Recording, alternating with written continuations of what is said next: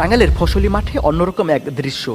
সবুজ পাতার মাঝে উকি দিচ্ছে গাঢ় লাল রঙের রোজেলা ফল। তবে এটি কোনো ফুলের বাগান নয়। স্থানীয়ভাবে একে মেস্তা বা চুকাই বলা হলেও বিশ্বজুড়ে এর পরিস্থিতি রেড টি বা রোজেলা চা হিসেবে।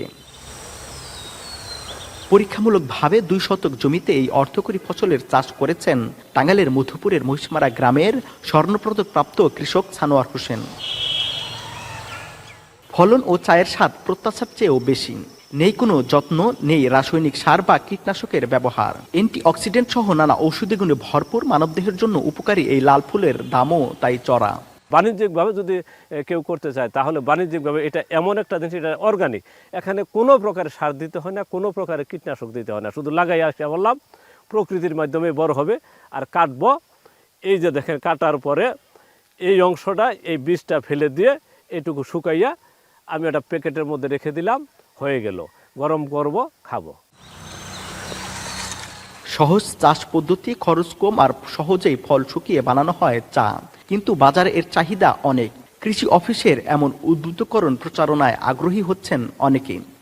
আমাদের বাড়ির আশেপাশে যে জায়গা আছে এবং আমি চিন্তা ভাবনা করছি, আমাদের জমি আছে, এখানে কিছু জায়গায় আমি এর রোজেলা চা চাষ করব। রোজেলা ফলে প্রচুর পরিমাণ ভিটামিন সি, অ্যান্টিঅক্সিডেন্ট, রক্তচাপ নিয়ন্ত্রণ এবং রোগ প্রতিরোধ ক্ষমতা বাড়াতে সাহায্য করে। এর সুস্বাদু টক মিষ্টি স্বাদ চা প্রেমীদের মাঝে দ্রুত জনপ্রিয় হয়ে উঠবে বলে মনে করছেন স্থানীয়রা। কৃষি অফিসে যাই, সেটা এই চাটা আমি খাই। খাওয়ার পরে এটা স্বাদটা একটু অন্যরকম এবং ভালো লাগে।